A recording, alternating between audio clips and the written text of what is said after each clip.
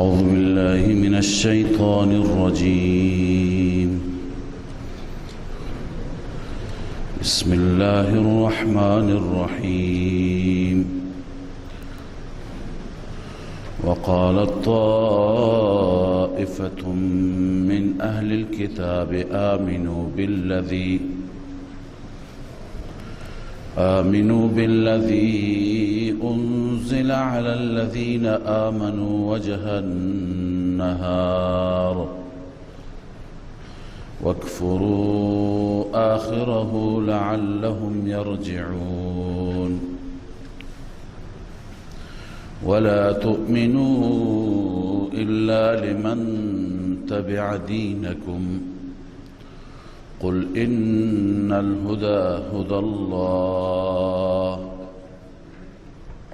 أن يؤتى أحد مثل ما أوتيتم أو يحاجوكم عند ربكم قل إن الفضل بيد الله يؤتيه من يشاء والله واسع عليم يختص برحمته من يشاء والله ذو الفضل العظيم.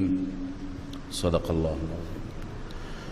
اللهم صل على سيدنا وشفيعنا وحبيبنا مولانا محمد وعلى آله وصحبه. سبحانك لا علم لنا إلا ما علمتنا إنك أنت العليم الحكيم. در آیات اخیر گذشته زجر و سرزنش خواندیم بر اهل کتاب به خاطر کفرشان به آیات الله و به خاطر کتمان آیات الهی و به خاطر تلبیس حق و خلط کردن حق. و قالت طائفة در این آیه و ادامه همون سرزنش هاست، همون زجر هاست و توبیخ هاست. زجر سوم بر اهل کتاب. یکی از توطئه و نیرنگ های اهل کتاب این بود که می‌خواستند مسلمانان را نسبت به اسلام و نسبت به این دین حنیف مشکوک کنند، در دلها شبهات ایجاد کنند، شبهه القا کنند. لذا سعی می‌کردند، به همین خاطر گاهی می‌آمدند به گمان خودشون سوالات پیچیده‌ای، سوالات مشکلی که فکر می‌کردند هیچ کسی به غیر از پیغمبر واقعی نمیتونه جواب بده، این سوالات را مطرح می‌کردند یا به مشرکین مکه میگفتند شما این سوالات را مطرح کنید. سوال درباره روح، سوال درباره اصحاب کهف، درباره ذوالقرنین. اینجا توطئه دیگه میخوانیم، اون اینه که به بعضی از پیروان خودشون گفتند شما برید یک نمایشی از خود نشون بدید، اجرا کنید، به این شکل که اول صبح ایمان بیاورید به پیامبر اسلام، تمام روز اونجا باشید و غروبش بعد از ظهرش دوباره بگید که ما آمدیم، از نزدیک دیدیم، از علمایمون پرسیدیم، کتابهایمون را بررسی کردیم، به این نتیجه رسیدیم که این دین به حقی نیست. لذا آخر روز کفر کنید به دینشون. این سبب میشه که اونها نسبت به دین خودشون مشکوک بشند. اونها اون وقت میگن که اینها که اهل کتاب بودند، اهل علم بودند و از علمایشون هم پرسیدند، تحقیق کردند، هیچ ضد و عنادی هم نداشتند که صبح آمدند مسلمان شدند، جز گروه ما قرار گرفتند، بعد از ظهر که برگشتند کفر کردند، حتما یه چیزی میدونند اینها. بنابراین اونها نسبت به دین خودشان متزلزل میشوند، مشکوک میشوند و این موجب میشه که از دین خودشون فاصله بگیرند. پس این توطئه را و این نیرنگ را اونها عملی کردند. الله عزوجل به حبیبش و به مسلمانان اطلاع داد. امروز هم این توطئه ها هست، یعنی دنیای کفر بالخصوص یهودیت و شعبی که از یهودیت نشأت گرفتند، اینها همش مشغولند که مسلمانان را نسبت به دینشان، نسبت به عقاید و باورهای دینی مشکوک کنند. همش نشستند بررسی میکنند آیات قرآن را، سوالاتی، اشکالاتی به زعم خودشان، به گمان خودشان در قرآن پیدا میکنند. کتابی هست، اصلا یک کتاب نه چندین کتاب که بر علیه قرآن نوشته. آیا قرآن واقعا درسته؟ قرآن این اشکال را داره، این اشتباه تاریخی را داره، این اشتباه جغرافیایی را داره، این اشتباه فلان داره. یعنی فقط سعیشون، همشون، غمشون اینه که مسلمانان را نسبت به باورهای دینی بی اعتماد کنند. پس اون چه که امروز هست از اینجا معلوم میشه که برمیگردد به یهودیت و منشأ اول در یهودیت دارد، هدف مشخصه، بغیم بینهم، حسادت دارم با این دین، حسادت دارم با پیامبر این دین و ارتقای اسلام را، پیشرفت اسلام را، رونق اسلام را تحمل نمی کنند. سعی می کنند که پیروان اسلام را نسبت به اسلام بدبین کنند، مشکوک کنند، شبهات القا کنند. اینجا ببینید به چه صورت این بازی را و این نمایش را اجرا می کنند. وقالت طائفة من اهل الكتاب، طائفه ای از اهل کتاب گفت آمنو بالذی، به پیروانش میگویند اینا 12 نفر بودند از قبایل مختلف یهودی، از بعضی از خیبر بودند، بعضی از عرینه بودند، مختلف بودند. به اونها گفتند آمنو بالذی انزل علی الذین آمنوا وجه النهار، ایمان بیاورید به اون کتابی که نازل شده بر مؤمنان. وجه النهار یعنی اول روز. این آمنو بنویسید ظاهرا، یعنی ظاهرا بری ایمان بیارید. وکفروا آخره، و آخر روز کفر کنید. آخر روز وقتی که روز به پایان میرسد برگردید. چرا؟ فایدهش چیه؟ لعلهم یرجعون، این هدف تدبیرشون هست، هدف توطئهشون هست. لعلهم یرجعون، شاید اینا برگردند. باز چیز جالب اینه که می ترسیدن یه وقت اینایی که ما می فرستیم خودشون گرفتار نشند، خودشون به گمان اونها شکار نشند، یه وقتی متأثر نشند واقعا ایمان بیارند.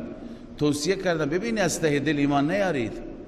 ولا تؤمنوا الا لمن تبع دینکم، ولا تؤمنوا ای صادقا مخلصا یا صدقا خالصا، از ته دل با صداقت با خلوص یه وقتی ایمان نیاورید. الا لمن تبع دینکم، مگر برای کسی که تابع دین شما باشه. گاهی اینطور میشه که سرویس های جاسوسی دنیا میفرستن کسانی را که بیان پیش مسلمانان، پیش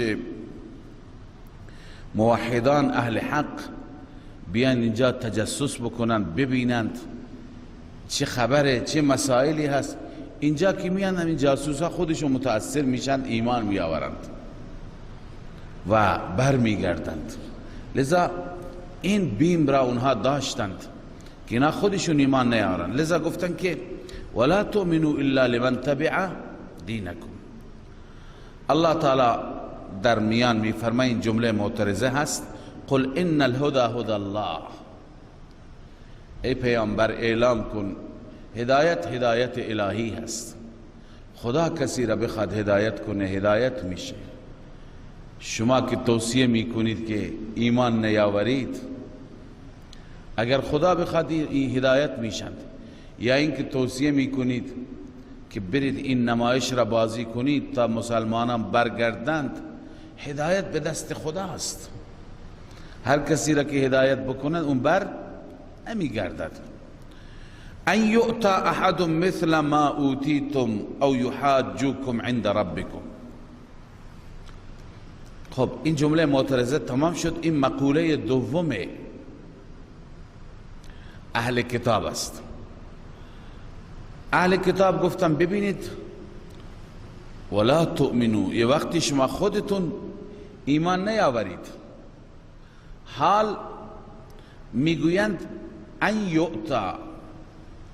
تفسیر راجح و بیشتر مفسرین ما گفتن اینجا همزه استفهام مقدر است. ان یؤتا یعنی ان یؤتا،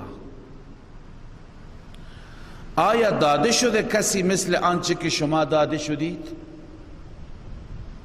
یعنی این مرتب هست بر اون که گفته ایمان نیاورید، یه وقتی استه دل، چون آیا مگر این به این مسلمانان اون کتابی داده شده که به شما داده شده؟ نه، استفهام انکاری هست. نه هرگز چنین نیست. یه وقتی ببینید فریب نخورید، ایمان نیاورید، اینا کتابشون مثل کتاب شما نیست، کتاب شما چیزی دیگه هست. او یحاجوکم عند ربکم، یا اینکه آنها با شما بر علیه شما حجت میگیرن، با شما بحث میکنن نزد پروردگار. یعنی بهانه به دستشون ندید، چون اگر ایمان آوردید اونها فردا بر علیه شما چی میکنند؟ استدلال میگیرن. خب قل ان الفضل بید الله یؤتیه من یشاء. حال معنای ان یؤتا احد مثل ما اوتیتم اینه که آیا به هیچ کسی کتابی وحی مثل وحی شما داده شده؟ نه خیر. یعنی اگر به کسی بناس کتابی داده بشه، وحی داده بشه، باید از خود شما باشه، از جنس شما باشه، از نسل شما باشه، بنی اسرائیلی باشه. الله جواب میده. الله میفرماید قل ان الفضل بید الله. بگو بدون شک فضل به دست الله است. فضل بنویسه نبوت و کتاب. اگر به کسی پیامبری بده، به کسی کتاب بده، این به دست خداست. یؤتیه من یشاء والله واسع علیم. میدهد آن را به هر کسی که الله بخواهد و الله در درش وسیع هست، خزانش وسیع هست، همه چیز دارد، علیم، میداند به چه کسی بده. یختص برحمته من یشاء. اختصاص میده الله با رحمتش، یعنی نبوت کسی را که بخواد. والله ذو الفضل العظیم. الله صاحب فضل عظیم است. خب پس به دست اونها نیست. اونها میگن آیا کسی مثل کتاب شما داده شده؟ بله، الله عزوجل به این پیامبر عظیم الشان کتابی داده، دینی داده، نبوتی داده که به مراتب برتر و بالاتر است. و من اهل الكتاب من ان تأمنه بقنطار یؤدیه الیک. زجر چهارم و سرزنش و توبیخ چهارم بر اهل کتاب. اونها می گفتن به درباره خیانت هایشان الله صحبت می کند. ببین وقتی که خیانت باشد، هر خیانت مالی بشه، بقیه امانت ها را به طریق اولا خیانت می کنند. خیانت ایمانی، خیانت دینی، اون وقت حقایق را به مردم نمیگویند. این خودش یک خیانتی هست. کتمان حق بزرگترین خیانت است. پس اینها خیلی هستن که خائن پیشه هستن، از اینها چه انتظاری داری؟ اما بعضی نه، بعضی ها از همین اهل کتاب، مفسرین گفته اشاره به اونهایی هست که ایمان آوردند،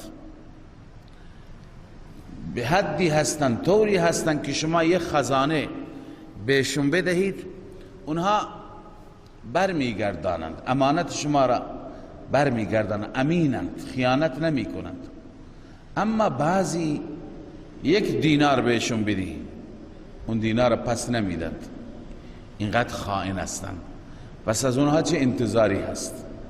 که اونها ایمان بیاورند، اونها حق را کتمان نکنند.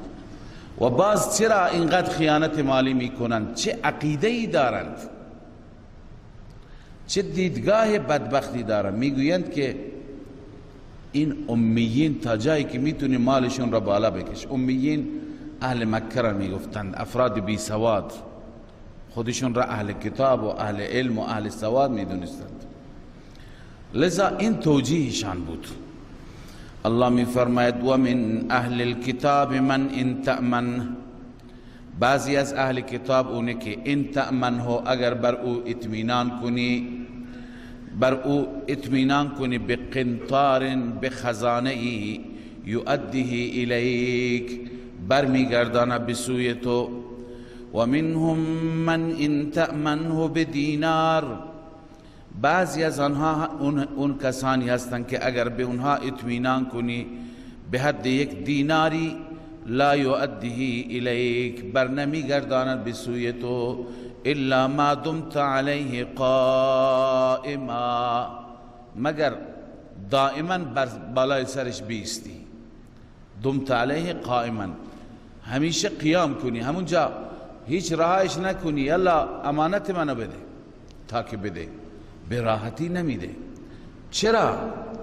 ذالک بانهم، دلیل خیانت، ذالک بانهم قالوا لیس علینا فی الامیین سبیل، این به سبب این است که آنها میگویند نیست بر ما در امیین را سبیل. سبیل یعنی مؤاخذه، یعنی ما به خاطر امیین هیچ مؤاخذه نمیشیم.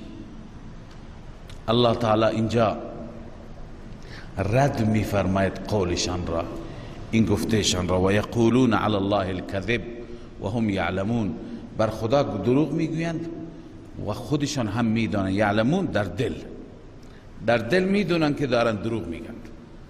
ببینید خیلی از افراد هستند که اونها اعتقاد دارند بعضی خیانت ها، ظلم ها، ستم ها در مورد بعضی از اقوام ما اگر داشته باشیم خدا به ما اجازه داده.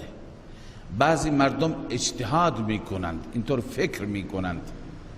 مثلا در شهر شما یک غیر مسلمانی هست به عنوان ذمی، هندو هست، سیک هست، مسیحی، یهودی، بهایی. بعضی فکر میکنند که ما هر کاری بکنیم خدا مؤاخذه نمیکنه چون اینا کافر هستند، در حالی که این افترا بر خداست.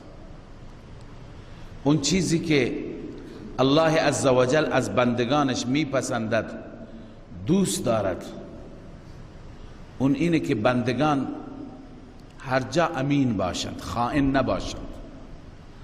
با ذمی وقتی که عهد بستیم، پیمان بستیم، دارای هر دینی باشد، دارای هر تفکری باشد، خونش، مالش، جانش، همه چی هست محفوظ است، نباید بهش تعرض بشه. و بالخصوص خیانت، دجل و فریب این اصلا زیبنده یک مسلمان، یک بنده خدا نیست. لذا این تفکر یه تفکری نادرست بود در یهودی ها که اونها می گفتند ما هرچی بکنیم بر این امی ها هیچ مؤاخذه‌ای نیست. الله این به شدت رد می کند و یقولون علی الله الکذب و هم یعلمون، بر خدا افترا میگوین در دل میدونن که ما داریم دروغ میگیم. بلا من اوفا بعهده واتقا فإن الله يحب المتقین. الله می فرماید بله، هر کسی که وفا بکنه به عهد خودش، هر کسی در کنار شما زندگی می کند عهدی دارد، با شما تعهداتی دارد، شما هم نسبت به او تعهد دارید. هر کسی به تعهد خودش عمل بکند و در این باره از خدا بترسد، و اتقا بنویسه از نقض عهد، از عهد شکنی از خدا بترسد، این ترغیب است. یعنی هر انسان باید عهد شناس باشد، عهد شکن نباشد، پیمانها را رعایت کند، نقض عهد نکند. الله می فرماید که فإن الله يحب المتقین، نگفت فإن الله يحبهم. وضع الظاهر موضع المضمر، اسم ظاهر به جای ضمیر آورد. چرا؟ میخواد که وانمود کنه، میخواد نشون بده که اینها اهل تقواند. خداوند چنین متقیان را دوست دارد که به عهد و پیمان، ولو این که عهد با یک کافر باشه. مسلمان باید مظهر و الگوی وفا به عهد باشد، وفا به پیمان باشد، حتی نسبت به کافر.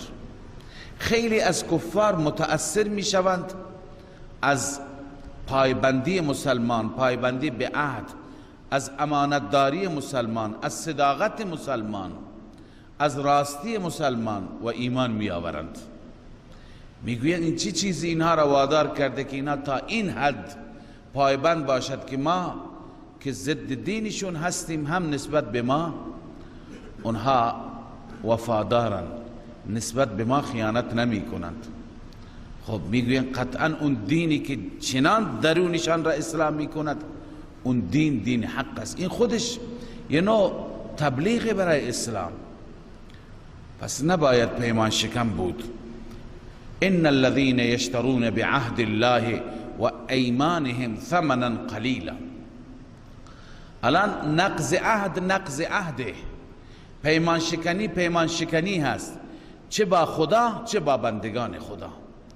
عهد اینها بستند در کتابهای خودشون، در انبیائشون بستند. خدا در کتابها از اونا عهد گرفته که پیامبر خاتم وقتی که می آید به او ایمان بیاورند. خب اینها اون عهد را شکستن، ایمان نیاوردند. در مقابل اون عهد ثمن قلیل گرفتند، یعنی ریاستشون را حفظ کردند، مرجعیت و آقاییشون را حفظ کردند تا اینکه همون درآمد ادامه داشته باشه. درآمدی که از این طریق، از طریق مرجعیت می گرفتند، از این طریق که همه کاره مردم هستند می گرفتند، اون می خواستن از دست ندند. پس در واقع عهد را شکستن به خاطر ثمن قلیل. اینجا خدای عزوجل تخویف اخروی برای عهد شکن و پیمان شکن که بزرگترین مصداق عهد شکنی چی هست؟ یهودی ها هستند. بیان می فرماید. الله می فرماید ان الذين يشترون بعهد الله و ایمانهم، کسانی که میخرند در مقابل عهد الهی. عهد الهی متصی عقاید، ایمان صحیح، و در مقابل ایمان و سوگندشان، منظور پیمان، ثمنا قلیلا، پول اندک میگیرند. اولئک لا خلاق لهم فی الاخره، نتیجه اول این انسان ها هیچ سهمی برایشان نیست در آخرت. نتیجه دوم ولا یکلمهم الله، الله با آنها کلام نمی فرماید. کلام لین و رفقت قبلا خواندیم. ولا ينظر الیهم یوم القیامه، نتیجه سوم، الله به سوی اونها نظر رحمت نمی فرماید در روز قیامت. و نتیجه چهارم، ولا یزکیهم، الله آنها را پاک نمی گرداند، تزکیه نمی فرماید، اونها همونطور ناپاک به کیفر اعمالشون میرسند. پنجم، ولهم عذاب علیم، برای اینها عذاب علیم هست. پس اینها، این یهودی ها از اون زمره هستند، از اون جماعت هستند. مثلا یکی از خیانت ها را در آیه بعد الله ذکر می فرماید. زجر پنجم بر یهود است و خیانت علمی.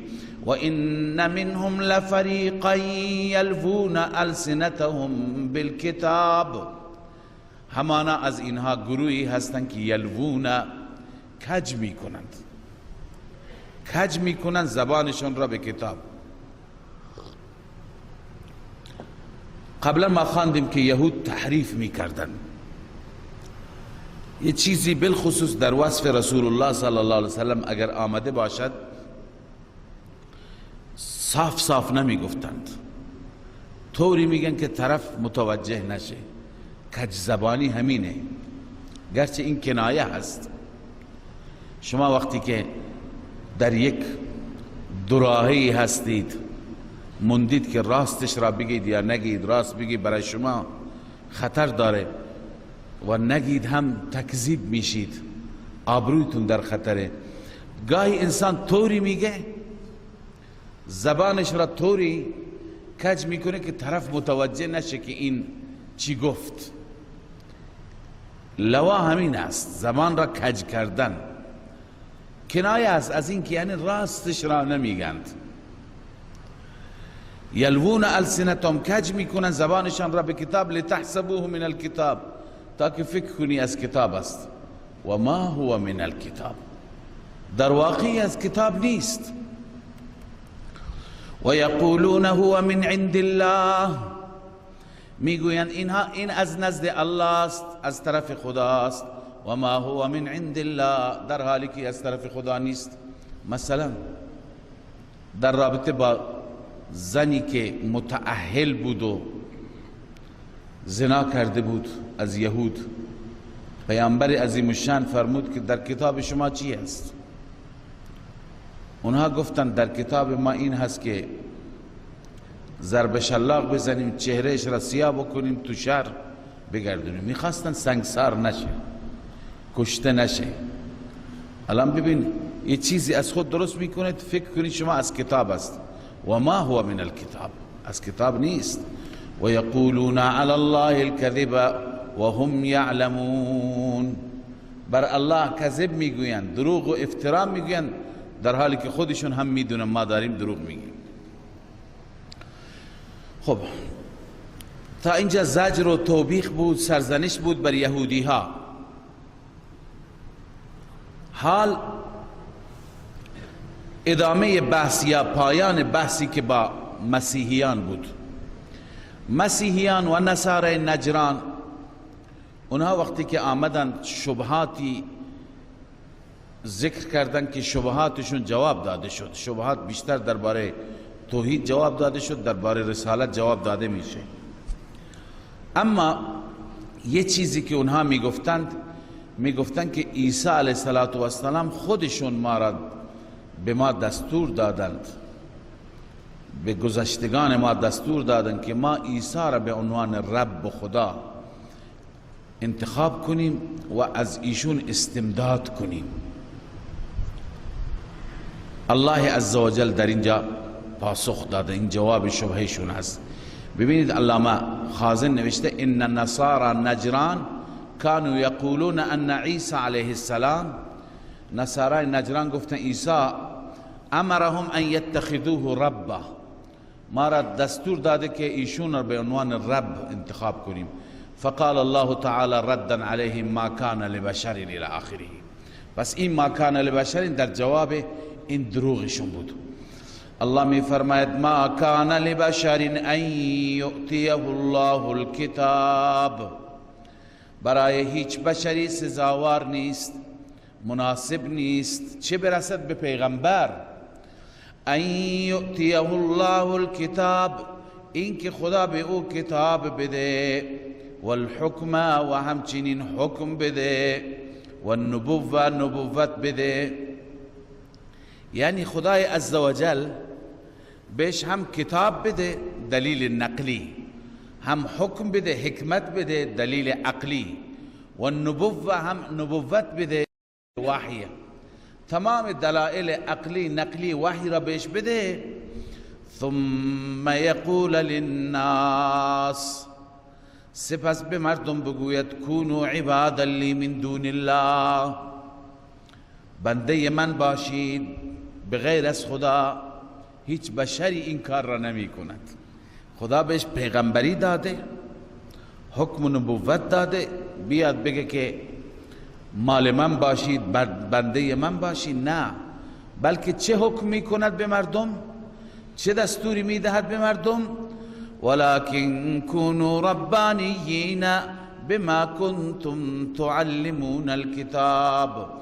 اما او به مردم این گونه میگوید کونوا ربانیین، شما ربانی باشید. ربانی یعنی اهل الله باشید،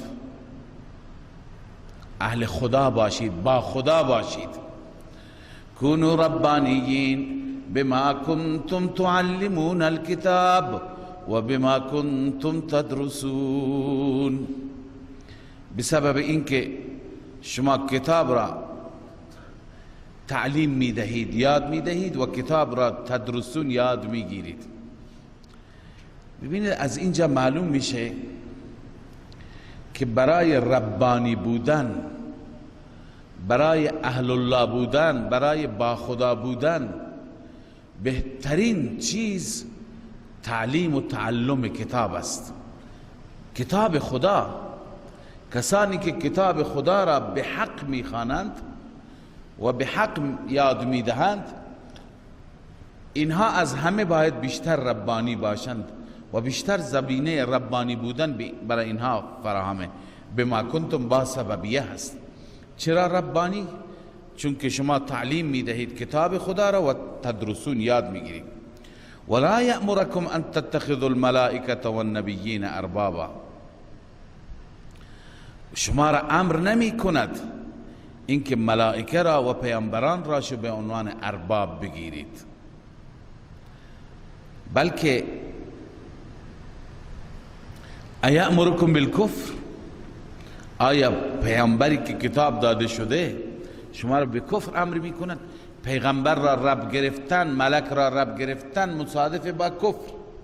از پیغمبر استمداد کردن، از ملک و فرشته استمداد کردن، یعنی او را خدا به عنوان خدا انتخاب کردن. این کفره. آیا پیامبر شما را به کفر وادار می کند بعد از اینکه شما مسلمان باشید؟ هرگز چنین نیست. پس این افتراء شماست، دروغ شماست که میگویید عیسی علیه السلام ما را چنین دستور داده. و اذ اخذ الله میثاق النبیین لما آتیتکم من کتاب و حکمه. از اینجا ترغیب هست باز هم به اینکه همه شما، بالخصوص کسانی که پیروان کتاب ها هستید، به رسول الله صلی الله علیه وسلم ایمان بیاورید. در این آیه خدای عزوجل یک پیمان مهمی را یادآوری کرده. خوب توجه بفرمایید. این پیمانی هست و عهدی هست که از همه انبیا گرفته شده. چه زمان این پیمان گرفته شده؟ علما اقوال مختلفی میگویند، اما حضرت شیخ رحمه الله معتقد است زمانی که خداوند به پیامبران پیامبری داده و اونها را مکلف و موظف کرده که دین خدا را به مردم برسونند، همون زمان این پیمان را از اونها گرفته، این عهد را از اونها گرفته. خب خدا این عهد چیه؟ درباره نبی خاتم است، پیغمبر آخر الزمان حضرت محمد مصطفی صلی الله علیه و سلم است. خداوند این پیمان را گرفته که ای پیامبران من، ای انبیاء من، هر وقتی که این پیامبر آمد شما حتما بهش ایمان بیارید، یاریش کنید، در غزوات با شریک بشید و هر جا به کمکش بشتابید. بعد از این پیمان خداوند عزوجل از اونها اقرار گرفت. آیا همه تون قبول دارید؟ آیا میپذیرید؟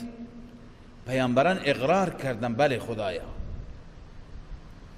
بعدا خداوند عزوجل فرمود پس شما گواه باشید بر این میثاق، منم گواه هستم شما این میثاق را با من کردید. خب ببینید فایده این پیمان چیه، در حالی که خدای عزوجل عالم الغیب هست، میدوند که این انبیا در زمان رسول اکرم صلی الله علیه و سلم نیستند. چه نفعی دارد این پیمان؟ علما میفرمایند که این پیمان نفعش برای امتهای اون انبیاست. یعنی وقتی که پیمان از موسی گرفته، از عیسی گرفته، از ابراهیم گرفته، اونها که نیستند پیروان اونها موظفند که اون پیمان را عملی بکنند، به اون پیمان پایبند باشند. پس وقتی که موسی علیه السلام قول داده امروز یهودیت باید به اون قول عمل کند، عیسی علیه السلام پیمان بسته مسیحیت باید به اون پیمان پایبند باشد. پس هر پیغمبری که پیمان داده پیروانش موظف است که به اون پیمان پایبند باشد. الله می فرماید و اذ اخذ الله میثاق النبیین، زمانی که الله پیمان گرفت از النبیین، لما آتیتکم من کتاب و حکمه، این تشریح میثاق است، تشریح پیمان است. الله می فرماید آنچه که من به شما دادم از کتاب و حکمت این را بگیرید. ثم جاءکم رسول، سپس بی آیت پیش شما رسولی، رسول این التنوین للتعظیم، رسول عظیم الشأنی، مصدق لما معکم، تصدیق کننده آن کتاب هایی هست که با شماست، لما معکم من الکتب السماویه. پیمان این است که لتؤمنن به ولتنصرنه، ای پیامبران من حتما به او ایمان بیاورید از ته دل، ولتنصرنه، حتما او را یاری کنید با جوارح. یکی با دل کار داره لتؤمنن، ولتنصرنه با اعضا و جوارح. بعد اهتمام این پیمان، قال اقررتم و اخذتم على ذلكم اسری، آیا شما اقرار کردید و گرفتید بر این اسری، ای عهدی. اسر میگویند عهد پخته را، عهد متقن را. و اخذتم على ذلكم اسری معناه هل اخذتم على ذلكم اسری، والاسر بکسر الهمزه العهد. روح المعانی میگه اسری علی الامم، آیا بر تمام امتها این پیمان را شما گرفتید؟ قالوا اقررنا، انبیا در حال مجیبین اجابت کنندگان گفتند خدایا اقرار میکنیم بله. قال فاشهدوا و انا معکم من الشاهدین. ببین این پیمان خیلی مهم است، خدا از اونها اقرار میگیرد. بعد از اقرار اهتمام دوم، قال فاشهدوا، خدا میگه شما گواه باشید، و انا معکم من الشاهدین، من هم با شما از شاهدین هستم. الان خدا گواه هست، امروز در این کلام الله داره گواهی میده که این پیمان گرفته شده. پس ببین این پیمان هست و هر کسی این پیمان را بشکند، فمن تولا بعد ذلك فاولئک هم الفاسقون، هر کسی اعراض کند پشت بدهد بعد از این افراد از فاسقون هستند، اهل فسق هستند. خب ببینید، پس خلاصه این پیمان چی شد؟ خلاصه و نتیجه این شد که خدا داره به پیروان اون انبیا میگه اونهایی که امروز ادعا دارند ما پشت سر اون انبیا هستیم، شما باید ایمان بیاورید، چون با پیغمبران شما این پیمان بسته شده. اگر ایمان نیاوردید فاولئک هم الفاسقون، ای خارجون عن دین الله، از دین خدا شما دیگه بیرون هستید. یک مطلب دیگه که حضرت استاد رحمه الله همیشه اینجا استنباط می گرفتند، اون هم خدمت شما عرض کنم. بسیاری از مردم و کتاب نویسان، علما درباره بعضی از انبیا و زنده بودن بعضی از انبیا تو کتابهایشون نوشتند. مثلا نوشتند که حضرت خضر علیه السلام زنده هست، تو دریا هست، و حضرت الیاس علیه السلام زنده هست، تو بیابان ها و جنگل هاست. بیشتر این دو پیغمبر را میگویند اینها حیات دارند و زنده هستند. خب دلیلشون چیه؟ دلیلتون چیه؟ میگه درباره وفات اینها هیچ چی نیامده. خب درباره وفات اکثر انبیا ما چیزی نداریم، لازم نیست ما از تاریخ وفات و از نوع وفاتشون خبر داشته باشیم.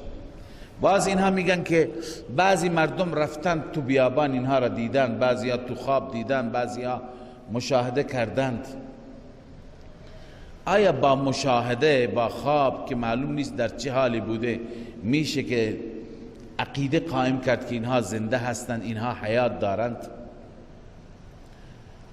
بعضی از این پارا فراتر گذاشته و به طرف شرک میرن، میگن که لذا هر وقت تو دریا اگر با مشکلی مواجه شدید، خواجه خضر را صدا کنید، خضر به داد شما میرسد، چون ایشون تو دریاها هست. و هر وقتی که در بیابان و جنگل با مشکلی مواجه شدی، الیاس را صدا کنید، چون الیاس حیات دارد و تو جنگل هست. الان گذشته از این که این دیدگاه ها با تمام آیات قرآن مجید در تضاد هستند، درباره نفس حیات ایشون استدلال ما از این آیه هست که خدای تعالی به همه انبیا گفته، پیمان گرفته که هر وقتی که نبی خاتم آمد در زمان شما حیات داشتید، حتما ایمان بیارید، حتما با یاریش کنید. معنیش اینه یاریش کنید که در همه غزوات، در همه جنگ ها در کنارش باشید. پس اگر اینها زنده بودند باید به این پیمان عمل می کردند، باید می آمدن بیعت می کردند، باید می آمدن در جنگ ها شرکت می کردند. اما چنین چیزی نیست، باید می آمدن به شریعت ایشون عمل می کردند. این آیه خودش دلیل محکمی هست بر اینکه این انبیا حیات ندارند. حضرت عیسی علیه السلام که حیات دارد و الان حیات سماوی دارد، بعداً وقتی که به دنیا بیاید، بله حضرت عیسی به این عمل می کند، بر دین رسول الله پایبند میشه. اولین نماز که می آید پشت سر امامی که امامت می کند به عیسی میگه که امامت کن، میگه نه، میخواد نشون بده که من در این امت مقتدیم نه مقتدا. مقتدا محمد رسول الله صلی الله علیه وسلم است. لذا اقتدا می کند، بعد از اون شمشیر بر می دارد و به جهاد می پردازد، نصرت می کند. پس ببین عیسی به این پیمان عمل می کند، سراسر دنیا را عدل و عدالت و اسلام فرا می گیرد و بقیه انبیا نیستند و اگر بودند باید به این عهد به این پیمان پایبند بودند. افغیر دین الله یبغون وله اسلم. الان خداوند سرزنش میفرماید، زجر و توبیخ. پیمان گرفته شد، الان دین خدا آمده، پیامبر خاتم تشریف آورده، بازم غیر دین خدا اینا دین دیگه میخواهند. الله میفرماید افغیر دین الله یبغون، آیا غیر از دین الهی میطلبند، در حالی که وله من فی السماوات والارض فقط و فقط برای الله است. تمام آنهایی که در آسمان ها و زمین هستند از چه جهت مال الله؟ طوعا و کرها، یعنی همه اطاعت همه هستند طوعا با خوشی، طوع یعنی مثل کالمسلمین بنویسید، و کرها همه منقاد حکم خدا هستند، ناخواسته مثل کفار، هرچی خدا فیصله بکند تسلیمند. و الیه یرجعون، فقط و فقط به سوی او برگردانده می شوند. خب شما باید الان با توجه به این پیمان همه ایمان بیاورید. ایمان که نمی آورید پیغمبر را خدا می فرماید شما مسلمانان ایمانتون را به این صورت اعلام کنید. قل آمنا بالله، اعلام بفرما ما ایمان داریم به الله، و ما انزل علینا و ما انزل علی ابراهیم و اسماعیل و اسحاق و یعقوب، آنچه که بر ما نازل شده یعنی قرآن، و آنچه که نازل شده بر سیدنا ابراهیم، اسماعیل، اسحاق، یعقوب، اولاد یعقوب، و ما اوتی موسی و عیسی، و آنچه که موسی و عیسی داده شدند، چه معجزات چه کتاب، و النبیون من ربهم، و همه انبیاء از جانب پروردگار داده شدند، لا نفرق بین احد منهم، ما تفریق و جدایی نمی کنیم بین هیچ یک از آنها. قبلا خواندیم بأن نؤمن ببعض و نکفر ببعض، بالتکذیب و التصدیق کما فعل اليهود و النصارى. تصدیق و تکذیب، یکی را بگیم پیغمبر یکی را بگیم نیست، چنانچه یهود و نصارا دارن، اون کار ما نمی کنیم. و نحن له مسلمون، ما فقط و فقط مخلص خدا هستیم، مسلمون تسلیم خدا هستیم. ما این جمله را به سه صورت در پایان جزء اول خواندیم، نحن له مسلمون، نحن له عابدون، نحن له مخلصون. اونجا نکته عرض کردیم که ایمان به همه انبیا داریم، اما عابد انبیا نیستیم. عابد کی هستیم؟ الله. کارمون برای خداست، اخلاص، تسلیمیم در مقابل او. بله، و نحن له مسلمون. خب اینجا یک اشاره هم هست، اشاره لطیفی به یهود، به نصارا، که ببینید ما همه اونچه که در دین شماست، بر پیغمبر شما نازل شد، بر کتاب شما، به خود پیغمبر و نبی شما ایمان داریم. پس اختلاف از طرف ما نیست، اختلاف از طرف شماست. نوبت شما که میرسد شما کفر میکنید، توهین میکنید، محمد صلی الله علیه وسلم را قبول ندارید، قرآن را قبول ندارید. ما همه هر چی که از طرف الله هست، کتابهای آسمانی، همه را ایمان داریم و همه را قبول داریم. لذا و من یبتغی غیر الاسلام دینا، الان دیگه با توجه به این پیمانها و عهدها یقین کنید. و من یبتغی غیر الاسلام دینا، هر کسی که غیر از اسلام دینی را بطلبد، بخواهد، فلن یقبل من، هرگز از او پذیرفته نمیشه. و هو فی الاخرة من الخاسرین، در آخرت این انسان از زیانکاران است. کیف یهدی الله قوما کفروا، اینجا الله تعالی عناد این قوم را بیان می فرماید. با توجه به این عناد هدایت ممکن نیست. الله می فرماید کیف یهدی الله قوما کفروا، چگونه الله هدایت می کند قومی را که کفروا بعد ایمانهم، کفر کردن بعد از ایمانشان. اول اینها بودن می گفتن پیامبری با این مشخصات میاد، الان که آمد کفر کردن. اون که اول گفتن میاد ایمان همونه، می گفتن می آید ایمان همونه که قبول داشتن.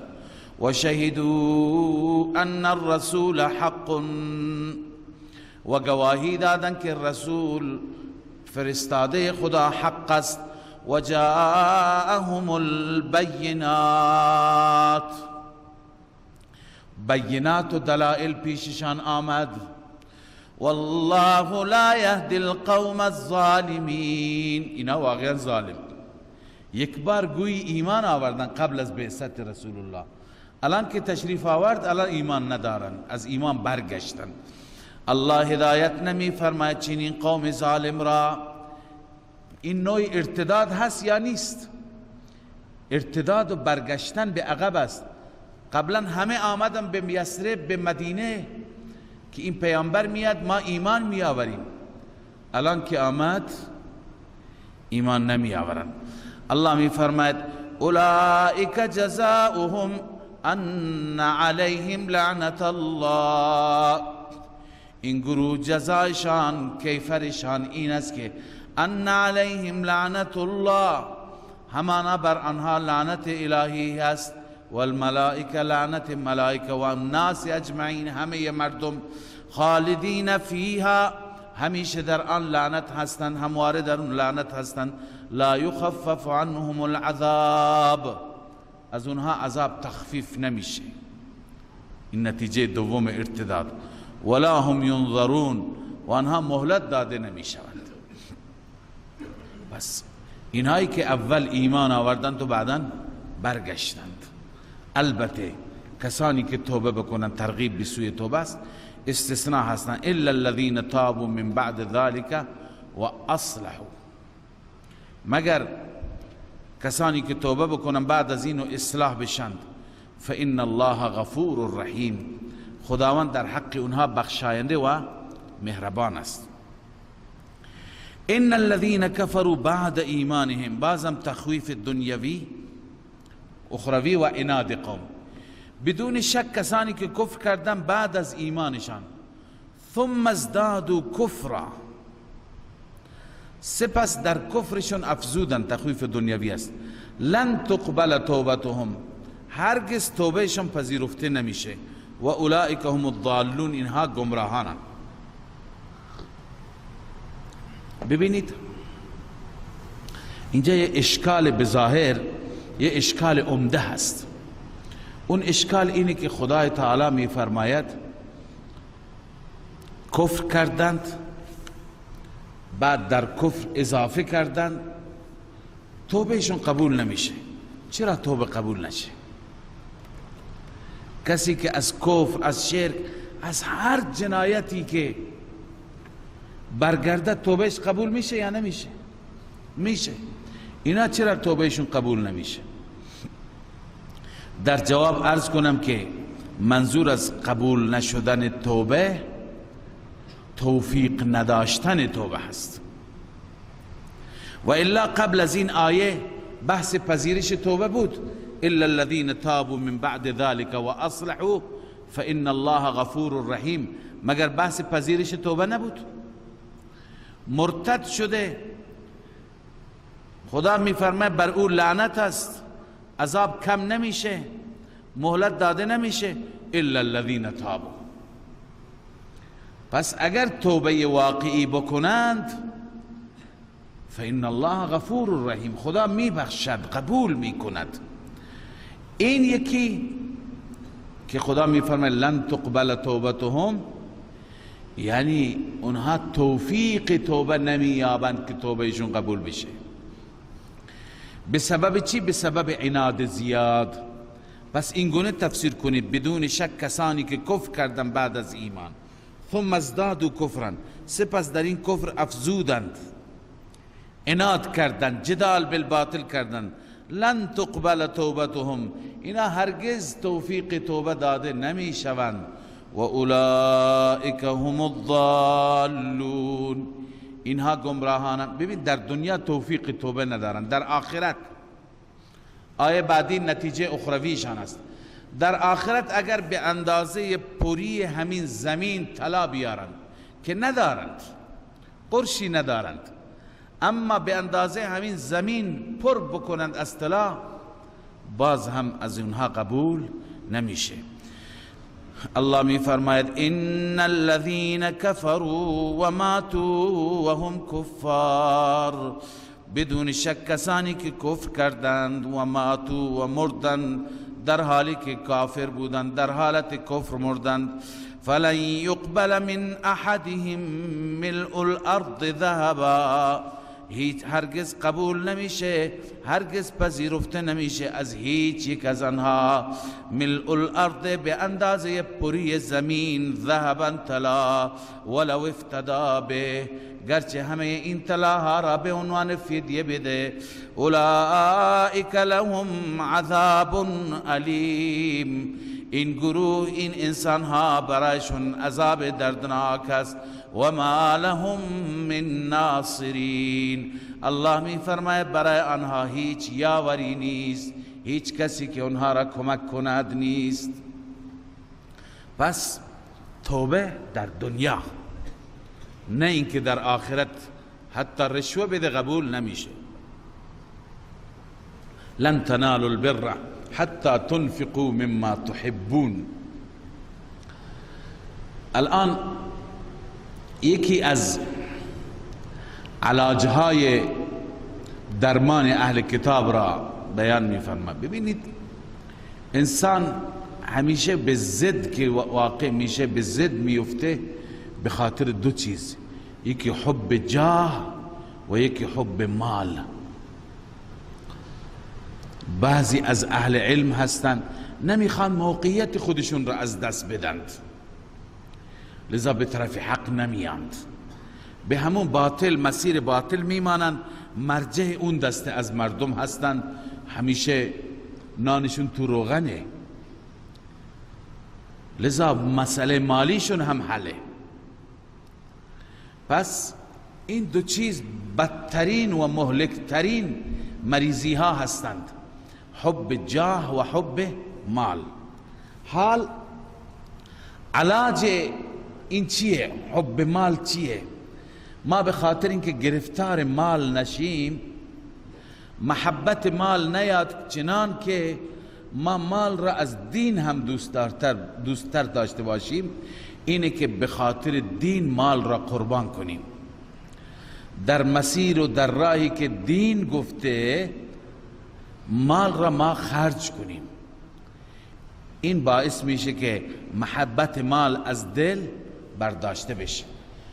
چه مالی هم، بهترین مال، مرغوب ترین، همونی که خود ما دوستش داریم، همونی که خود ما بهش دل داریم. الله می فرماید لن تنالوا البر، هرگز شما حاصل نمی کنید نیکی را، حقیقت بر منظور، حتی تنفقوا مما تحبون، حتی که خرج کنید از آنچه که دوست دارید، ای من نفائس اموالکم و اجلها الیکم، مال نفیس و ارزشمند، بزرگترین مال، بهترین مال. صحابی بزرگوار وقتی که می آید خدمت رسول اکرم صلی الله علیه وسلم میگه یا رسول الله این آیه انفاق نازل شده، من همیشه 2 باغ دارم، هر دو را در راه خدا میدم. پیغمبر میگه که نه، یکی را نگه دار برای خودت، یکی را انفاق کن. خب میگه یکی را انفاق میکن، همونی که بهتره، اونی که بالای مدینه هست، 600 تا نقل داره، بهترین آب را داره. بس وقتی که انسان انفاق میکنه در راه خدا، بهترینش را بکنه. و ما تنفقوا من شیء فإن الله به علیم، آنچه که شما خرج میکنید از هر چیز، الله نسبت به اون علیم و آگاه است. خدا میدونه شما چه مالی، مال ردی یا مال جید، مال بی ارزش یا مال ارزشمند. کل الطعام. خب یک سری شبهاتی جلوی یهود و نصارا بود برای ایمان درباره رسالت. این یک شبهه‌ای هست که پاسخ داده میشه. این شبهه اینه که اونها میگفتند چطور شما میگی ما با انبیا موافقیم در حالی که با انبیا اختلاف داری؟ یکی موضوع قبله بود که خواندیم، جواب دادند، الله اینجا هم بیان میفرمایند. یکی موضوع گوشت شتر هست که میگویند، اونها میگفتند، اعتراض میکردند پیغمبر خدا یعقوب علیه السلام نمیخورد، در دین ایشون هم همینه که گوشت نخوریم، گوشت شتر. شما چطور شتر را مباح میدونید گوشتش را میخورید؟ در این آیه جواب داده شد که نخیر، این گوشت بر یعقوب، بر بنی اسرائیل حرام نبود. خود یعقوب علیه السلام بر خود حرام کرد، به این معنی که خوردنش را خودش را ممنوع کرد. و مفسرین نوشتن به خاطر یه مریضی که در کمرش بود، عرق النسع. عرق النسع یک رگی هست که از کمر گرفته تا پا انسان را از کار میندازه، انسان نمیتونه راه بره. لذا این مریضی بود برای یعقوب علیه السلام، گوشت نخورد. دیگه شرعا حرام نشده که شما میگید که حرام است. الله میفرماید کل الطعام کان حلا لبنی اسرائیل، همه خوراکی ها حلال بود برای بنی اسرائیل، الا ما حرم اسرائیل علی نفسه، مگر همان که حرام کرد خود اسرائیل، خود یعقوب بر خودش. من قبل ان تنزل التورات، اون جریانم برمیگرده به قبل از این که تورات نازل بشه. در تورات خدا حکمی نکرده. اشارت علیه الاطباء باجتنابه، اینم که یعقوب نمیخورد، اطباء گفتن نخور، اجتناب کن. ففعل ذلك باذن من الله، این کار را کرد هم از خدا اجازه گرفت. خدای من دیگه اینو نمیخورم. تو تورات چنین حکمی هست؟ قل فأتوا بالتورات فاتلوها ان کنتم صادقین، تورات را بیارید بخوانید اگر شما راست میگویید که واقعا تحریمی هست، بیارید. فمن افترى على الله الكذب من بعد ذلك فاولئك هم الظالمون. الله میفرماید هر کسی که بعد از این بر خدا افترا بگوید اون ظالمه. خدا همین چیز را واضح بیان کرد، چنین چیزی نیست در دین شما. قل صدق الله، بعد از جواب شبهه حال نتیجه بگو خدا صادق هست، خدا راست میگوید. در چه موضوعی؟ در همه موضوعات، چه در موضوع توحید و مسائل اعتقادی، چه در مسئله گوشت شتر و مسائل و احکام عملی. فاتبعوا ملت ابراهیم حنیفا، پیروی کنید از دین ابراهیم که دین یکسو هست. و ما کان من المشرکین، این تفسیر یکسو یعنی شرک نکرد، شرک از مشرکان نبود. و باز درباره کعبة الله باز همین قدمتش بیشتر از بیت المقدس. ان اول بیت وضع للناس للذی ببکة مبارکا، الله می فرماید همانا اولین خانه ای که برای مردم وضع شد، برای عبادت مردم، للذی ببکة، همون خانه ای هست که در مکه هست. بکه نام دیگری از نامای مکه هست. مبارکن، اون خانه مبارک هست، برکات الهی و انوار اونجا سرازیر هست. و هدی للعالمین، و اون خانه هدایتی هست برای عالمیان. خب اما اینکه الله عزوجل فرمود اول بیت، در این رابطه حدیثی داریم که قرطبی نقل کرده عن ابی ذر رضی الله عنه قال سألت رسول الله صلی الله علیه وسلم عن اول مسجد وضع في الارض قال المسجد الحرام. ابو ذر میگه از رسول الله صلی الله علیه وسلم سوال کردم اولین مسجد در زمین، فرمود مسجد حرام است. مبارکا، بازم قرطبی نوشته جعله مبارکا لتضاعف العمل فيه فالبرکة کثرة الخیر. برکت از این جهت است که عمل اونجا چند برابر میشه. مثلا شما یک نماز اونجا میخوانید، چند برابر نمازهای دیگه هست؟ 100,000. در حدیث صحیح هم داریم. پس برکت از این بیشتر، خیر از این بیشتر. بله. و لأن الطاعات و سائر العبادات تتضاعف و یزداد ثوابها عنده. عبادت ها، همه طاعت ها چند برابر میشه. پس مبارکن. و هدی للعالمین فیه آیات بینات، در اون آیات بینات و آیات واضحی هست. من جمله اونها مقام ابراهیم است. و من دخله کان آمنا، هر کسی که اونجا داخل بشه ایمن است. یک مطلبی خدمت شما عرض کنم، بعضی تفسیرها نوشته شاید برای عموم گفتنش صحیح نباشد، یه فرقی بین مسجد الحرام و مسجد الاقصی، اینجا را خدا آمن قرار داده اما اونجا نه. شما در تاریخ گذشتهش نگاه کنید که مسجد الاقصی را هر کسی آمد خراب کرد. بخت نصر، قوم عمالقه چندین بار حمله کردند، مسجد را با خاک یکسان کردند، تخریب کردند، فساد کردند، مردم را کشتند، یهودی ها را به بندگی و بردگی گرفتند، تار و مار کردند و سالهای سال اونجا حکومت کردند، تصرف کردند.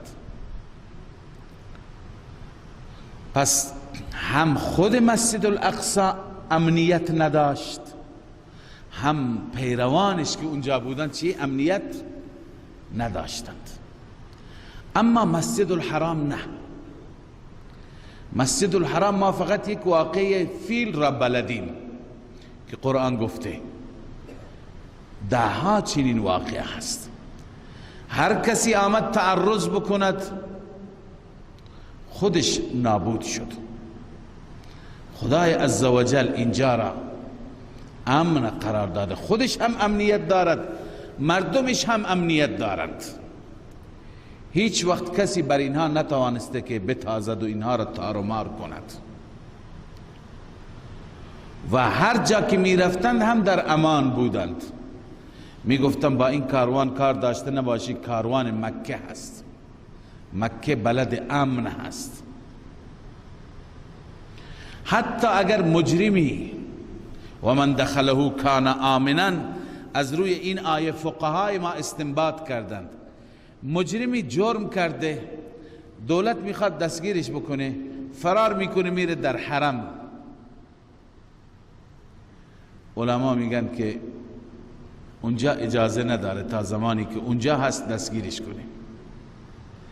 کسی اونجا در خود اونجا بره جرم کنه، خودش حریم را بشکنه، اونجا دزدی کنه، حریم را بشکنه، دیگه اون فوراً دستگیر میکنند. اما جای دیگه جرم کرده، امام ابو حنیفه میگه حتی حکمش اعدام باشه، رفت در حرم مکی، باشکار داشته نباشید، تا زمانی که در حرم است بذارید. هر وقتی خودش اونجا کاری کرد حرمت شکست، حرمتش شکسته بشه، یا از اونجا خارج شد دستگیرش کنید، اعدامش کنید. بر اساس چی؟ بر اساس این آیه. الله می فرماید و من دخله کان آمنا، هر کسی داخل شد آمن هست، ایمن هست، در امنیت کامل هست. ولله علی الناس حج البیت من استطاع الیه سبیلا، الله می فرماید برای الله است بر مردم حج کردن بیت الله، من استطاع، هر کسی که استطاعت داشت به طرف او، سبیلا از نظر توان، راه یعنی توان داشت بره. و من کفر فإن الله غنی عن العالمین، هر کسی کفران کرد. منظور از کفران چیه؟ بعضی گفتند یعنی انکار کرد فرضیت حج را. خب الله می فرماید نکند، خدا از سنین از این از همه عالمین الله بی نیاز هست. و بعضی گفتن مراد از کفر کفران نعمت، ناسپاسی نعمت است. خب ببینید الان شبهاتی برای اهل کتاب نماند، همه سوالاتشون جواب داده شد. هم درباره توحید، هم درباره رسالت، هم درباره خانه کعبه، درباره گوشت شتر، بقیه سوالات. الان بعد از جواب شبهات دعوت صریح اهل کتاب است. الله می فرماید قل یا اهل الكتاب، اعلام بفرما ای اهل کتاب، لم تکفرون بآیات الله، چرا شما کفر میکنید به آیات الهی؟ آیات واضح هستند.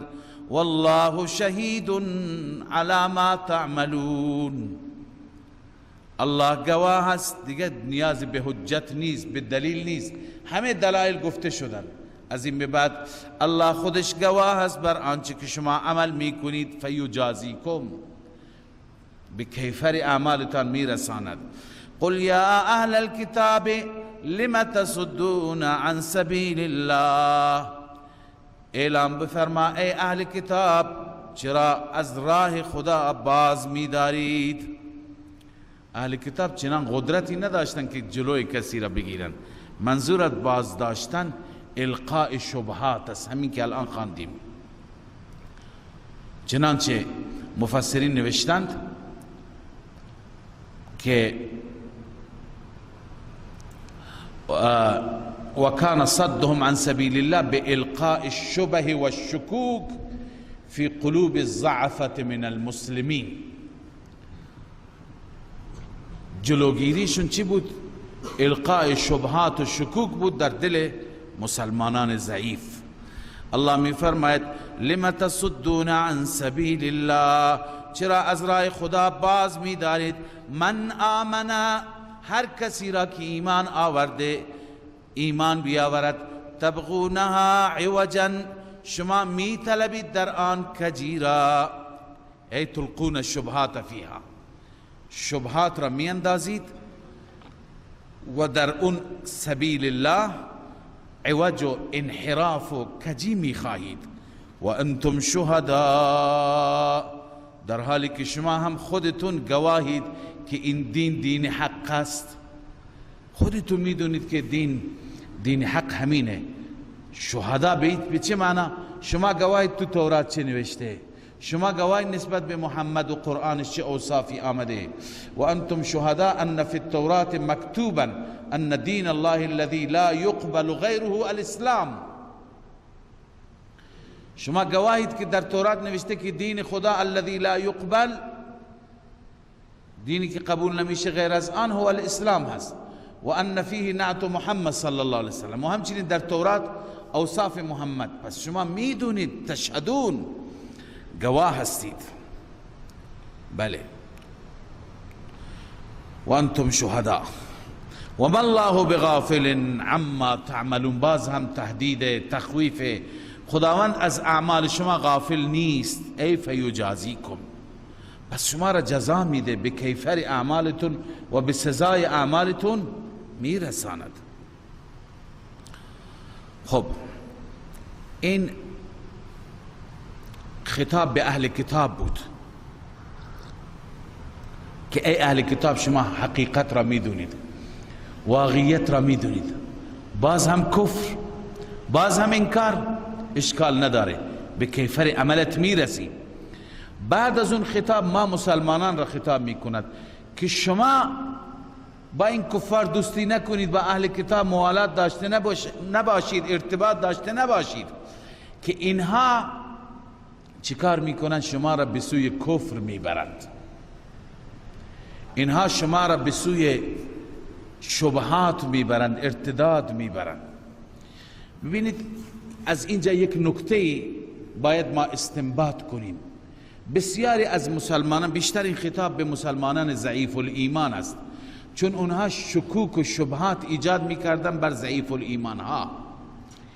لذا بسیاری از مسلمانان که از نظر استدلال چیزی بلد نیستند، علم ندارند و اطلاعاتی از قرآن و سنت ندارند، برای این مسلمانان درست نیست که اینها به شبکه هایی که اون شبکه ها شبهات القا می کنند، شک ایجاد می کنند، به اون شبکه ها نگاه بکنند. چون نگاه کردن به این کانال ها موجب تردید میشه، موجب ضعف میشه، چون خودت علمی نداری، خبر نداری، آگاهی نداری، از دلائل نمیدونی چیزی. اون یک چیز عوام فریبانه میگه، تو هم فریب میخوری. پس اجازه نداری، حق نداری با این کانال ها مرتبط باشی، اینها را باز کنی، اینها را تماشا کنی، خودت، زنت، بچه‌ات. اینها را که شما نگاه میکنید اینا همش تلبیس، کتمان و دروغ پردازی دارند، شما را فریب میدهند، شما گول میخورید. پس چه باید کرد؟ باید دنبال اون افرادی باشیم، دنبال اون کانال ها و اون اهل حقی باشیم که اونها عقیده صحیح، فکر صحیح را تبلیغ میکنند، دلائل ذکر میکنند. پس ببین اینجا خداوند دستور داد شما با این یهود و نصارا، با این اهل کتاب در ارتباط نباشید.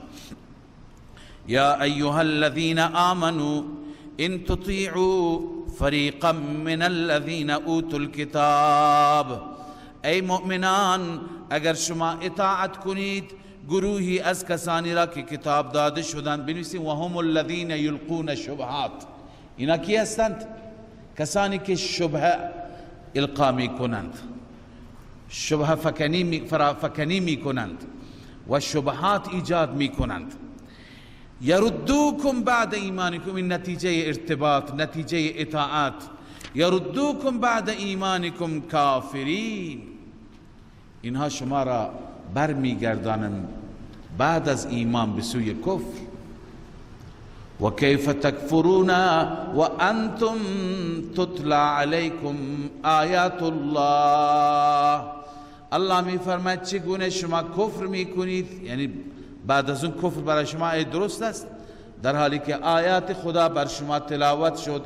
و انتم تتلی علیکم آیات الله، و شما که بر شما آیات الهی تلاوت میشه. و فیکم رسوله، و در میان شما رسول خداست، در میان شما رسول خداست. در زمانی که رسول الله صلی الله علیه و سلم حیات بود رسول خدا، امروز که رسول الله نیست هم گویا رسول خداست، چون تعلیماتیشون، ارشادات و راهنمایی هایشون، هدایاتیشون در میان شما هست. و فیکم رسوله والاکثرون على تخصیص هذا الخطاب باصحاب رسول الله والاوس والخزرج. اکثر مسلمانان اعتقاد دارند این عبارت را آلوسی چرا گفته؟ این عبارت آلوسی است چون که بعضی از اهل زیغ، اهل خرافه میگن ببین خداوند گفته هم کتاب خدا در میان شماست هم رسول خدا. معلوم میشه هر جمع باشیم رسول حاضر و ناظره، رسول تشریف داره. خب وقتی که رسول در میان ماست چطور ما را از کفر جلوگیری میکند؟ اگر واقعا رسول در میان ما باشد، خودشون منظور هستند، خب خودشون باید ما را ارشاد کند، جلوی ما را بگیرد. آیا تا به حال بعد از وفاتش کسی را جلوی کسی را گرفته که به طرف کفر نره؟ پس مراد یا اینکه صحابه هستند که در میان شما رسول هست، یا اینکه اگر عامه مؤمنین باشن پس در میان عامه مؤمنین چی هست؟ تعلیمات رسول، هدایات رسول مراد است. ببین آلوسی همین گفته والاکثرون على تخصیص هذا الخطاب باصحاب رسول الله. اکثر معتقد این خطاب به اصحاب رسول الله است. او الاوس والخزرج، یا بعضی میگن این خطاب مال اوس و خزرج است. و منهم من جعله عاما لسائر المؤمنین و جمیع الامه. بعضی ها این را عام قرار میدهند برای تمام امت، تمام مؤمنین. وقتی که برای تمام باشد چطور رسول بین ماست؟ و علیه معنی کونه فیهم ان آثاره و شواهد نبوته فیهم. اگر به این معنا بگیریم که پیغمبر در میانشان هست، یعنی آثار پیغمبر، شواهد نبوت پیغمبر، حدیث پیغمبر. لانها باقیه حتی یأتی امر الله، چون که سنت پیغمبر در میان ما انشاءالله باقی هست تا اینکه قیامت بیاد. کتاب و سنت در میان ما مسلمانان هست. و من یعتصم بالله، باید به اینها چنگ زد. هر کسی که چنگ بزند، محکم بگیرد اعتصام، حبل الله را محکم گرفتن، فقد هدی الی صراط مستقیم، این انسان راهنمایی شد به سوی صراط مستقیم. خب حال در ادامه الله عزوجل علاج همه مشکلات و اون نیرویی که همه مشکلات را حل میکند، یعنی تقوا، به اون دستور میده. ببین اهل کتاب اگر ایمان نمی آوردند هم از بی تقواییشون بود. مسلمانان اگر با هم اختلاف داشته باشند هم برمیگرده به بی تقوایی. شما نگاه بکنید اکثر اختلافات منشأشون نفسانیت هست، حب مال هست، شهوات هست، هوای نفس هست. چون جا در آینده بحث وحدت هم هست، وحدت مسلمانان هم هست. برای وحدت لازم همینه که باید تقوا باشد، خدا ترسی باشد، تا هیچ کسی حق کسی دیگر را تلف نکند. حقوق که ضایع می شوند اختلاف درست میشه. الله می فرماید یا ایها الذین آمنوا اتقوا الله، ای مؤمنان از الله بترسید، حق تقاته، حق ترسیدن، ولا تموتن الا وانتم مسلمون. این دوام تقواست، هم تقوا داشته باشی هم دائما تا مرگ. ولا تموتن، شما نمیرید، از این جهان نروید، الا وانتم مسلمون، مگر اینکه شما مسلمان باشید اعتقادا و عملا. جلالین گفته موحدون. واعتصموا بحبل الله جمیعا ولا تفرقوا، الله می فرماید تمسک بجوید بحبل الهی، به ریسمان الهی. حبل الهی چی هست؟ همه مفسرین نوشتن حبل الله قرآن است. ما در این رابطه حدیثی هم داریم، حدیثی برای شما نقل می کنم. این حدیث را امام ابن جریر آورده. عن ابی سعید الخدری قال قال رسول الله صلی الله علیه وسلم کتاب الله هو حبل الله الممدود من السماء الى الارض. رسول الله فرموده کتاب الله حبل الله الممدود است که یک سرش به آسمان است، یک سرش به زمین است. من یک نکته اینجا خدمت شما عرض می کنم. اگر چون همه ما این آیه را می خوانیم برای وحدت، اما هیچ که به آیه عمل نمی کند. اگر به آیه عمل می کردند اختلاف نبود، اختلافات همه برچیده می شد. قرآن مجید فرموده که واعتصموا بحبل الله. ببینید وقتی که ما با هم وحدت میکنیم باید یک محوری باشد، بر اساس اون محور باید وحدت کرد. محور را تعیین کرده. محور چی هست؟ حبل الله هست، قرآن هست. پس در صورت اختلافات ما تمام میشه، از بین میره که ما بیاییم به قرآن متمسک بشیم، بیاییم در هر چی که اختلاف داریم با قرآن اون اختلافات را حل کنیم. اختلاف درباره توحید است، ببین قرآن حل کرده. حتی با اهل کتاب، به اهل کتاب هم فرمود تعالوا الى کلمة سواء بیننا و بینکم الا نعبد الا الله. اهل کتاب اگر هم بیایند بر این عمل بکنند، بیایند بر توحید که تو کتابای خودشون هم هست، دیگه موضوع ما حله. پس قرآن درباره توحید چی میگه، درباره نبوت چی میگه، درباره اصحاب و یاران چی میگه، درباره اعمال چی میگه، درباره اخلاق چی میگه، اینها را بیاییم به عنوان محور قرار بدیم، بر اونها پایبند باشیم. تا زمانی که همه به قرآن عمل نکنیم وحدت امکان پذیر نیست. به عنوان مثال دو فامیل هستن با هم درگیر میشند. خب شما میگه بیایید با هم صلح کنید. تنها راه صلحشون اینه که بیاند قرآن را داور کنند، حکمیت قرآن را قبول کنند. هر کس که جانی هست، ظالم هست، حق مظلوم را بده. قرآن همینو میگه، یعنی بیان به پای شریعت بشینند،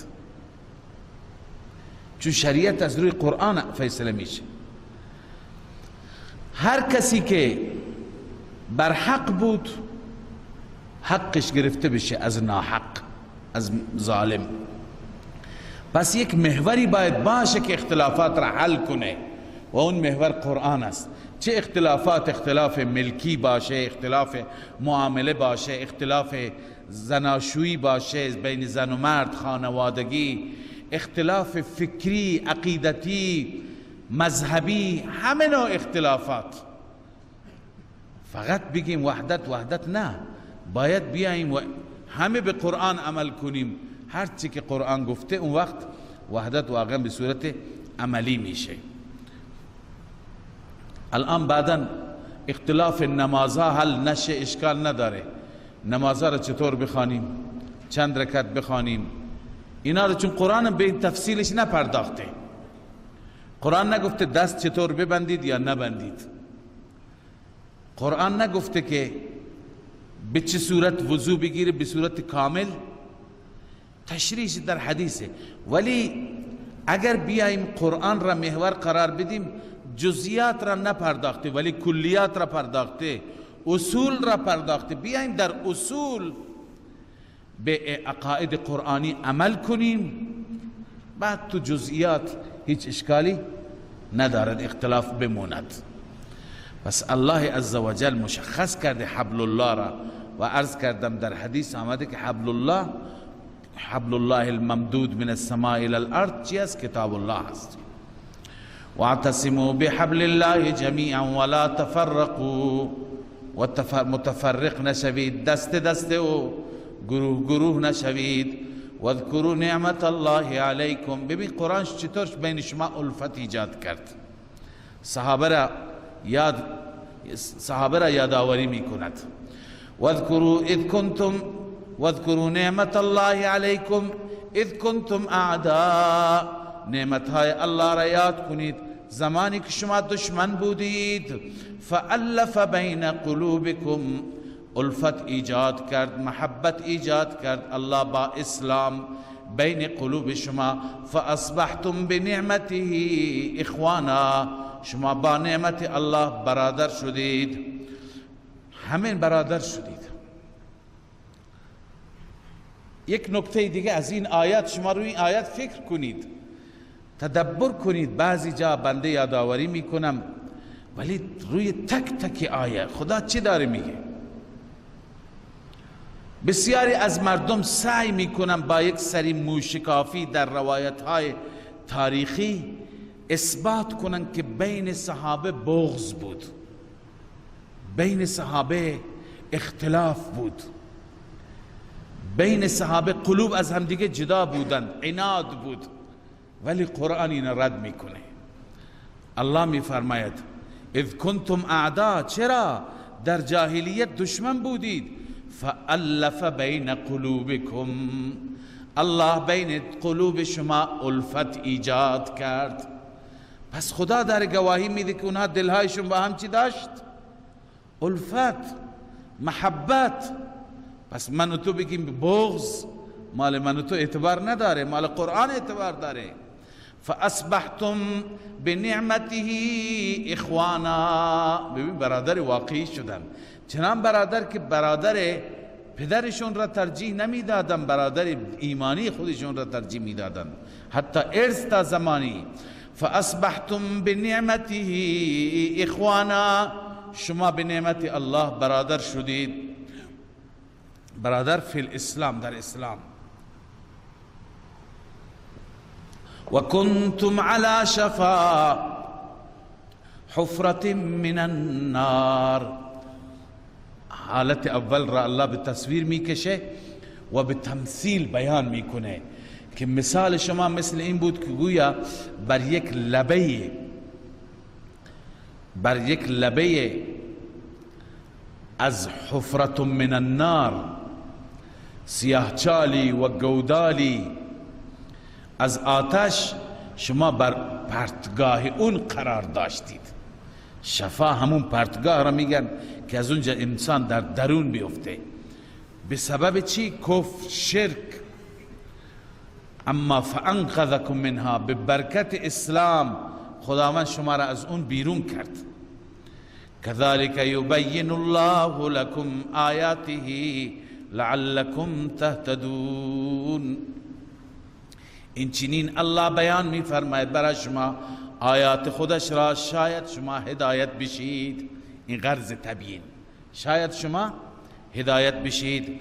ولتکن منکم امة یدعون الى الخیر. حال خداوند اسباب بقا را بیان می فرماید. می خواهید به همین صورت ادامه بدهید؟ می خواهید برادر بمانید؟ می خواهید از اون پرتگاه جهنم دور باشید؟ می خواهید رشد و ترقی و تعالی را؟ پس این دستور را آویزشتون کنید. چیه؟ ولتکن منکم امة، باید باشد از شما گروهی که یدعون الی الخیر، به سوی خیر دعوت بدهد. و یأمرون بالمعروف، و امر کند به معروف. و ینهون عن المنکر، و نهی کنند از منکر. ببینید بعضی گفتند یدعون الی الخیر، این جهاد باللسان است. و یأمرون بالمعروف و ینهون عن المنکر، این جهاد بالسنان است. یعنی این دوتا با هم فرق دارند. یدعون الی الخیر، مردم را به سوی خیر، بیایید مردم. امر با دعوت فرق میکنه. امر با دعوت فرق میکنه یا نه؟ فرق میکنه. شما میگید دعوت میدید، بفرما، با زبان خوش، با زبان منطق، با زبان عقل، استدلال او را تفهیم میکنی. راه اشتباه برادر، داری بی راه میری. لذا بیا این معروف را انجام بده، بیا از این منکر دست بکش. شراب بده، مواد مخدر بده، بی افتی و بی حیایی بده. این دعوت است. اما اگر نپذیرفت، امر به معروف، من بر اساس این تفسیر دارم میگم، امرش کن، یالا امر که بکنی میشه جهاد به سنان. در صورتی میتونی امر کنی که به دستت شمشیر باشد. پس گفتند که اینجا هر دو صورت هست، هم دعوت الی الله هست و هم جهاد است. هر دو دعوت الی الله هستند. اما ما در همون میدان جهاد هم وقتی که میریم به جنگ کافر، اول جنگ نمی کنیم، دستور نداریم جنگ را آغاز کنیم. اول میگیم که شما برادر ما هستید، بیایید به طرف دین حق، بیایید به طرف فلاح، بیایید به طرف نجات. اگر اونا گفتن میاییم، دیگه جنگ نمی کنیم. اگر گفتن نمیاییم، دیگه امرشون میکنیم. شرک میکنی، کفر میکنی، فساد میکنی روی زمین، دیگه اینجا جهاد شروع میشه. پس ولتکم منکم امة یدعون الی الخیر، امتی باید باشی به سوی خیر دعوت کنید، فرا بخوانید. اما وقتی که مردم نپذیرفتند، و یأمرون بالمعروف و ینهون عن المنکر، اون وقت امر کنید یالله، نهی کنید نکن، بزن اگر کرد، نهی کنی از منکر. و بعضی دیگه میگن نه، یدعون الی الخیر مفسر است، یأمرون بالمعروف و ینهون عن المنکر تفسیرش است. همون یدعون الی الخیر را تفسیر کرده. و اولئک هم المفلحون، این افراد هستند هم المفلحون. ببین هم المفلحون اینجا حصر هم است، الف لام بر المفلحون هم است، هم معنای حصر بکنید هم فلاح کامل. کسانی که بر فلاح کامل هستن فقط اینها هستن، یعنی فلاح کامل، رستگاری کامل مالکی چه کسانی هست؟ دعات دین و مجاهدین فی سبیل الله، دعوتگران و مجاهدان، اینها بر فلاح کامل هستند، بقیه بر فلاح کامل نیستند. ولا تكونوا كالذين تفرقوا واختلفوا. ببینید یکی از دلایلی که مسلمانان با هم اختلاف دارند اینه که مسلمانان مسیر خودشون را، دعوت الی الله را ترک کردند، دعوت الی الله را ترک کردند. اگر همه مشغول دعوت الی الله بشند اون وقت فرصتی نمیشه برای اختلاف، چند دستگی پیدا نمیشه. باز الله عزوجل اینجا فرموده ولا تکونوا کالذین تفرقوا واختلفوا. شما نباشید مثل کسانی که تفرقوا، در توحید خدا متفرق شدند، هر یکی یک مذهب اختیار کرد. واختلفوا، و اختلاف کردند من بعد ما جاءهم البینات، بعد از اینکه بینات آمد. ببین بعضی گفتن تفرقوا و اختلفوا هر دو یک چیز است، بعضی میگن فرق دارد. تفرق اختلاف و عداوت فیما بین میگن، به خاطر خودمون، به خاطر مسائل شخصیمون با هم اختلاف داشته باشیم، به خاطر زمین، به خاطر معامله، به خاطر مسائل خانوادگی، به خاطر نمیدونم پست، ریاست، مقام. تفرق اون اختلافاتی میگن که فیما بین ما باشد، به خاطر عداوتهای شخصی. و اختلفوا، اختلاف میگویند اختلافاتی که به خاطر مسائل دینی باشد، مذهبی باشد، فکری باشد، عملی باشد. متوجه شدید؟ الان مثلا یکی با شما درگیر جنگ داره، چرا؟ چون در یک معامله با هم اختلاف دارید، بر یک زمینی با هم اختلاف. این است تفرق. دو دسته تشکیل بدید، دو گروه، دو صف در مقابل هم برای جنگیدن. اما اختلاف اینه که با هم مشکل فکری دارید، اعتقادی دارید، دو تا گروه تشکیل بدید، این میشه اختلاف. یه چیزی که از این آیات شما برداشت میکنید، خدای عزوجل از اختلاف بین مسلمانان راضی نیست، تأکید هم میکنه برای وحدت و اینکه اختلاف و تفرق داشته نباشید.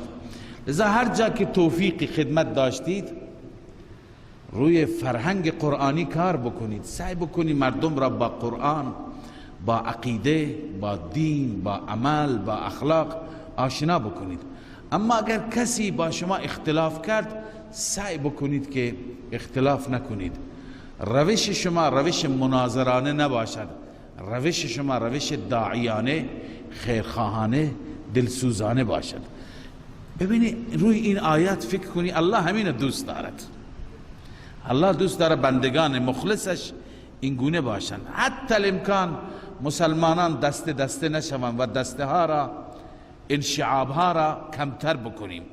لذا الله می فرماید ولا تکونوا کالذین تفرقوا واختلفوا، نباشید مثل اون یهود و نصارا. نوشته هم الله معلوسی هم الیهود و النصارا، ما را میگه مثل اونها نباشید. چند گروهن؟ 73 گروه. نباشید مثل کسانی که تفرق کردند و اختلاف کردند. من بعد ما جاءهم البینات، بعد از اینکه بینات آمد. و اولئک لهم عذاب عظیم، این افراد برایشان عذاب عظیم هست. یوم تبیض، عذاب عظیم کی؟ یوم ظرف عذاب عظیم است. انه نصب على الظرف والتقدیر ولهم عذاب عظیم فی هذا اليوم. یوم پس هست ظرف است. عذاب عظیم در آن روزی که تبیض وجوه و تسود وجوه، بسیاری چهره ها هستند که سفید می شوند و بسیاری چهره ها که سیاه می شوند. بله، تسود وجوه. قبلا خدمت شما عرض کردم که حکمت در سیاهی و سفیدی شناخت هست. هر گروهی با رنگ خودش، با شکل خودش، با سیمای خاص خودش شناخته بشه. والحکمت فی بیاض الوجوه و سوادها ان اهل الموقف، یعنی اهل موقف کسانی که بر موقف حساب میستند، اذا رأوا بیاض وجه المؤمن، وقتی که چهره سفید مؤمن را ببیند، عرفوا انه من اهل السعاده، میدونه این مؤمن سعادتمنده. و اذا رأوا سواد وجه الكافر عرفوا انه من اهل الشقاوه. پس شناخت است خازن. الله می فرماید فاما الذين اسودت وجوههم، اما کسانی که چهره شان سیاه شده، اکفرتم بعد ایمانکم، ای یقال لهم، به آنان گفته میشه، تذلیل مجرمان، اکفرتم بعد ایمانکم، آیا شما کفر کردید بعد از ایمانتان، فذوقوا العذاب بما کنتم تکفرون، الان که کفر کردید بچشید عذاب را به سبب کفرتان. و اما الذین ابیضت وجوههم، اما کسانی که چهرهشان سفید شده، ففی رحمت الله، در رحمت خدا هستند. اینجا یک نکته را بازم توجه بکن. اونی که چهرهش سیاه هست کجا هست؟ فذوقوا العذاب، یعنی فی العذاب. اما اونی که چهرهش سفید هست نگفت ففی الجنه، در مقابل عذاب، در مقابل آتش چیه؟ بهشت است. نگفت فی الجنه، بلکه گفت ففی رحمت الله. چرا جنت را نام نبرد؟ چون که اگر به بهشت بری به سبب رحمت خدا و فضل خداست.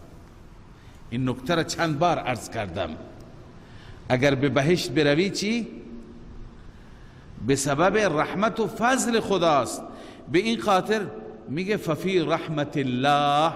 آلوسی میگه و انما عبر عن ذلك بالرحمه، به رحمت تعبیر کرد، نگفت ففی الجنه، اشعارا بان المؤمن، خبر میده که مؤمن و ان استغرق عمره فی طاعت الله، تمام عمرش در طاعت خدا بگذرد، فانه لا ینال ما ینال الا برحمته تعالی، حاصل نمی کند اون چی که حاصل می کند مگر با رحمت خدا حاصل می کند. هر چی که حاصل می کند با رحمت خدا. لذا الله می فرماید و اما الذین ابیضت وجوههم ففی رحمت الله، در رحمت خدا خواهد بود، هم فیها خالدون، همیشه در آن رحمت میمانند. تلک آیات الله نتلوها علیک بالحق، تلک یعنی تلک الآیات، این آیات اهمیت احکام را بهم، اینها آیات الهی هستند، نتلوها علیک بالحق، ما بر تو تلاوت میکنیم، به حق تلاوت میکنیم، اینها مطابق واقع راستند.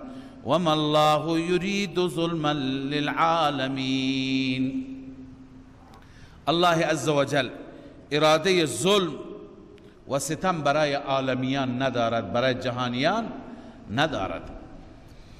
ولله ما في السماوات وما في الارض والى الله ترجع الامور. بعد از جواب شبهات اهل کتاب و دعوت اونها به سوی حق، و بعد از اینکه الله تعالی از تفرق و از اختلاف و چند دستگی بر حذر داشتند، باز هم دلیل توحید، دعوت اصلی سوره ولله ما فی السماوات و ما فی الارض، تمام آنچه که در آسمان ها و زمین هستند فقط و فقط برای الله هستند، اختصاص به رب دارند. و الی الله ترجع الامور، فقط و فقط به سوی الله برگردانده می شوند تمام امور به ایشون برگردان، به الله برگردانده می شوند و ایشان رسیدگی می فرمایند. صدق الله العظیم.